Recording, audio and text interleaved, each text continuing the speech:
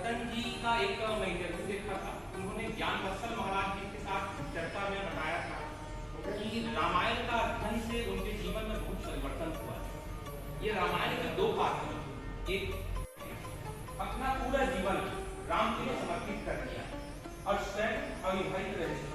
उसी प्रकार से इन्होंने अपना पूरा जीवन टाटा ट्रस्ट को और टाटा कंपनी को समर्पित कर दिया और सदैव टाटा के प्रति ही समर्पित रहे। तो कहीं न कहीं भगवान हनुमान जी का जो बोलना चाहिए प्रभाव इनके पूरे जीवन काल पर हमको देखने को मिलता है। इसके बाद इनके जीवन पर एक भरत महाराज का भी प्रभाव घटता आपको देखने को मिलेगा।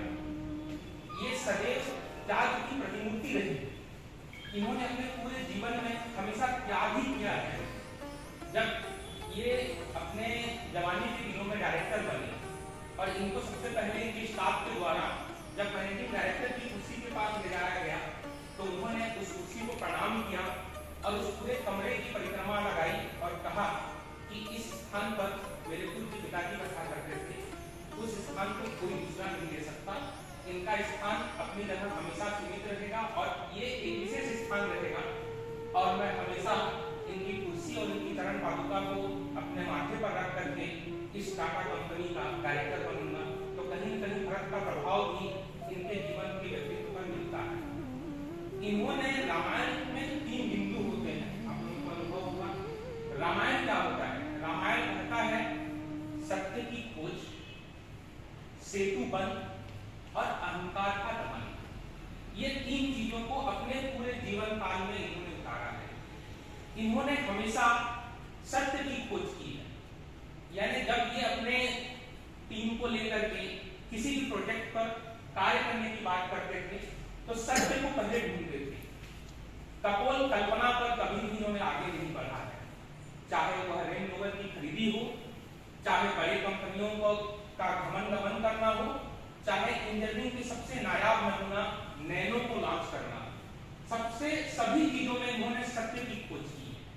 वास्तविक में छोटा परिवार नैनो में बहुत अच्छे से गुजारा कर सकता था, ये सात्विक सत्य था, भले ही परिणाम कुछ अलग निकला है। तो सत्य की खोज इनके जीवन का पहला जो है कदम रहा करता था। दूसरा सेतु बंध। इन्होंने अपने अधीनस्थ जो कर्मचारी हैं और अपने अधीनस्थ जितने भी काम करने वाले हैं उन सब के मध्य सेतु के रूप में काम किया।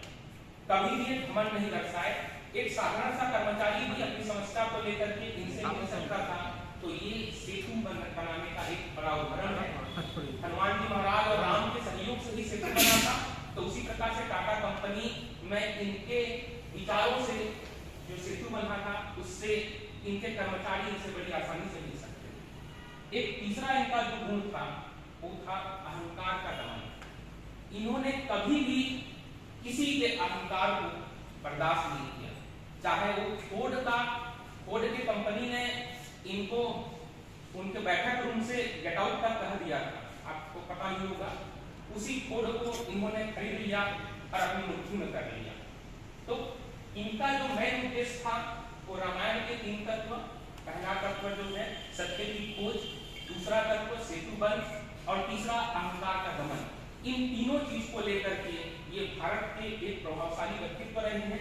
इन्हें हम उद्योग शिल्पी कहें, राष्ट्र निर्माता कहें, भारत निर्माता कहें, जितने भी शब्द और संज्ञा इनके प्रयुक्त करें वो सभी कम हैं।